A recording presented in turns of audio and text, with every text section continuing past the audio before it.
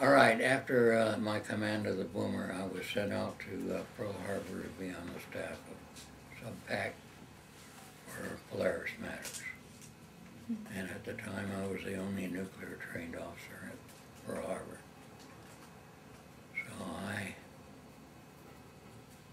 could create quite a splash if I wanted to. I was not only working as the Assistant Chief of Staff for Polaris for Sub-PAC, I was also double-hatted and was Fleet Operations Officer for Polaris under the Fleet Commander. Mm-hmm. Oh, wow. I used to, on occasion, have an idea for how we might do things differently and realize that it was substantial enough that I needed it and approval at the Admiral level. So I'd write a letter and present it to my Admiral and tell him he ought to sign it, and it always did. I never had one bounce, not a comma or a word different. And I'd send it up to the fleet, and I'd walk up the hill and receive the letter, say, good idea, endorse it, and get the job done. That's awesome. So it was fun. I was scared of working for that Admiral. In my junior officer days, he had been my DivCom and had been a tiger, doing such things as confining the ship until they improved their readiness for an inspection. But we got along famously, and I liked working for him a lot. Meantime, I had come to realize that I was becoming in range for consideration for promotion to Admiral, and I was certain I was not going to make it because of tiffs I had had with Admiral Rickover, who was not supposed to be a member of the selection process in any way. That was supposed to be a private matter for a selection board. But the original captain of Nautilus was the deputy CNO for undersea warfare, and he would take the Admiral's list over every year, and the list would say, these officers ought to make Admiral, and I wasn't going to be on that list. I didn't think.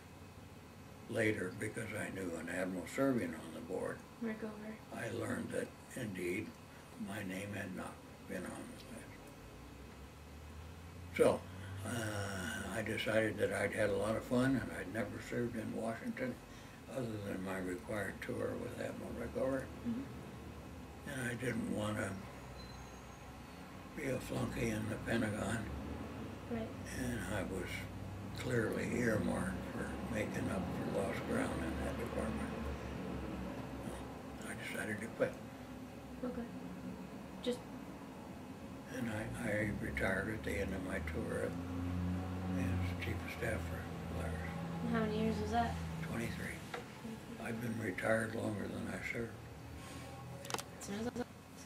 Not too long ago, my wife was talking to other Navy wives at a party, and the subject became how a man in particular begins to lose his memory as he gets our age. And my wife spoke up and says, no, that doesn't apply to my husband. His memory is getting better all the time. He's even started to remember things that didn't happen. Well, yes, that has happened. But anyway, I do remember correctly that I had some funny experiences. One that comes to my mind was my first diesel submarine in San Diego. And I was at a JG, and I was officer of the day. And we were due to leave San Francisco shipyard at a particular time. And as that time approached, we had two problems. One, the captain wasn't back from his saying goodbye to the Admiral. And we suddenly had on board a very drunk and very crude young woman, guest of one of our cooks. And she was flagrantly out of line. And I was in the process of escorting her off the ship. I'd gone back from officers' quarters to the mess where we had a hatch, and she was ready to climb the hatch. Huh. What's a hatch? What is that? A net? A ladder leading straight up to the outside. But here came the captain coming down the hatch, and he had a rather large posterior, and she was unbelievably crude.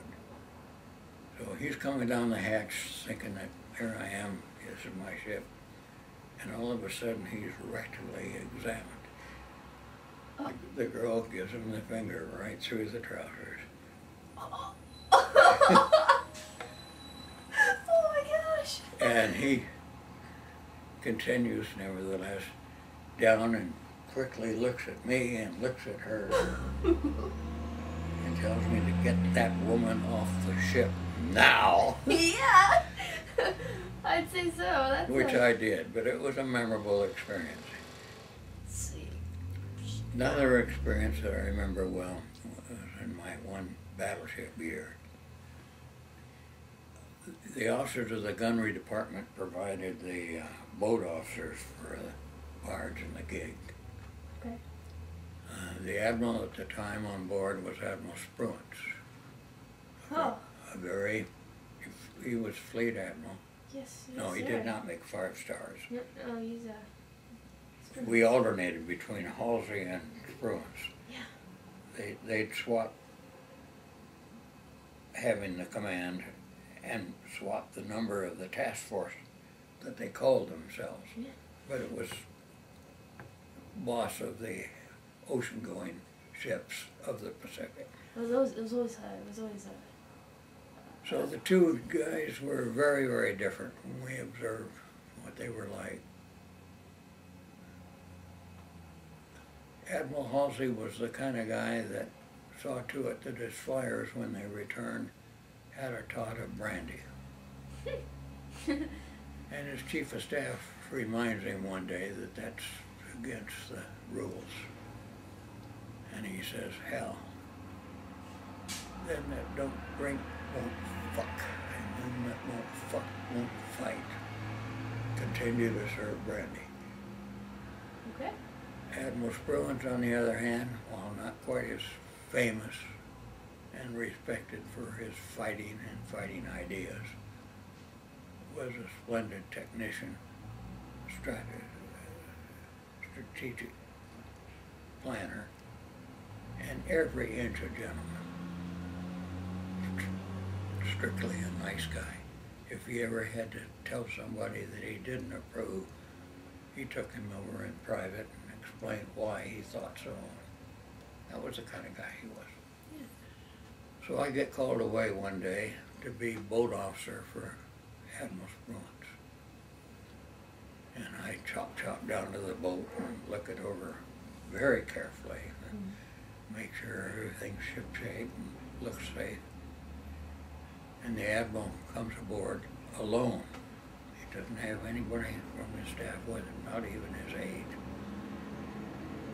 And I stand at the front of the boat, and he takes his seat on the rear transom. But he beckons for me to come back and sit with him, which I do. And he proceeds to ask me about how I did at the Naval Academy, and really, you're engaged, and when are you going to get married? And he inquired in detail as to my personal life. It just flattered the hell out of me that this big shot was being so nice. So we arrive at the landing in Buckner Bay, Okinawa, just a few days after the end of the war. And it's a shambles, shot up and desolate, dry. Mm-hmm. And he looks around and said, well, I'm going over to have lunch with General Stilwell and Admiral Sir Bruce Fraser, the First Lord of the British Admiralty. You and the crew are going to be stuck here in this godforsaken spot for a couple of hours. Take off your clothes and go swimming. And with that, he's gone. We take off our clothes and go swimming. 15 minutes later, he's back with those two big shot gentleman in tow, having decided that lunch on the ship would be a better situation. Great. Whereas his boat officer and crew swimming. Not a stitch of clothing among us. And here's the big brass. So we clamber wet into our clothes. We don't have a towel. Jump into the boat and come to attention. Those three officers come into the boat and we start out to the ship. Well, the looks from Admiral Stilwell would kill. He was mortally wounded by our lack of protocol. Yeah, you're swimming. And he gave me looks that would kill. The Brit, on the other hand, thought it was funny as hell that we were embarrassed in this fashion. He was actually rolling in the floorboards of the boat. And our Admiral, Spruance, gave me a quiet look that kind of reassured me. He hadn't forgotten the whole thing was his idea. Yeah. And he wasn't going to give me any trouble for it. So it was a notable experience. The next day, Admiral Spruance sent for me and said, you might be a little bit worried about the effect of yesterday on your career. The only people that are going to know about it, other than our two guests who won't have much to say in the Navy, is you and me, and nobody else is going to hear that story. Thank you, Admiral. Yeah. Smile. Right. Yeah. What about, I guess what I really want to know is, who's a single, or maybe you have a few people in your past career who've had the biggest influence on your naval career? It could be your wife, I mean, it could be anyone. Well, no, I have to say, well, Admiral Rickover, of course. Right, because... Not in a good and bad way. The captain who told me I could, in effect, write my own fitness report after being his chief engineer, that marked a turning point in my reputation and in my career. I guess, what leadership traits did you take from Admiral Rickover? Because I know in your life you take some things and then other things you just brush off. Admiral Rickover was unique, and I didn't try to emulate him in any way. I did some things that I wouldn't have done unless he told me to do them. Mm-hmm. And I didn't respect him for his ways.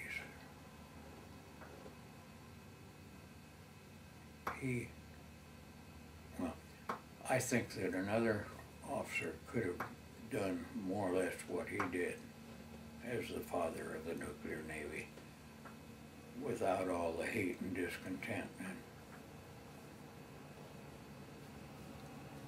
Okay. I'll tell you another sea story. All right. I don't know how it came about, I happened to be the only witness in the final meeting of Admiral Rickover and the general manager of Electric Boat Company, a Naval Academy graduate who had retired.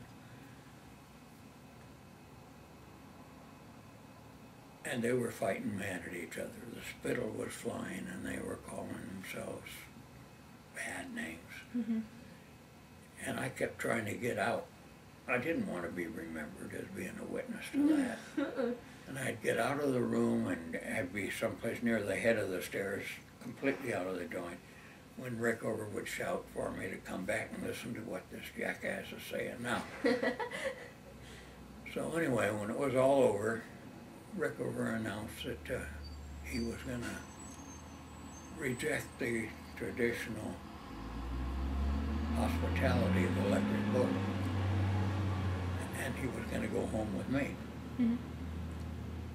During the middle of my Idaho experience, I had promised my wife that I would never bring that man home. So I don't remember what word I used, but I told him as gracefully as I could that I wasn't going to be taking him home to my house. Yeah. And he accepted that. And I then told him that he could have my room on the barge. We were in overhaul at Electric Boat. So he took it. Well, the barge was drafty and noisy, and there were waddling arcs all along and clangs from the cranes that were backing up. He must have had a miserable night. Yeah. I go to get him in the morning and take him down to the train he was going to take at New Haven back to Washington. We get into my car, and it happens to be a Chrysler, which at that time had push-button shift. You didn't shift with a stick, you didn't shift automatically, you pushed a button on the dash. That was one of the things that he hated. He hated remote control. He always wanted a dependable sailor with hands-on accomplishing what was necessary to close that valve or do something like that. So he began to berate me for having push-button shift. And he carried on to the point that I deemed it best to be rude, and I reached over and turned on the radio, thinking that that would shut him up. Well, the radio was on a news program, and the first news we heard was about the death of Gary Cooper, the actor. Mm-hmm.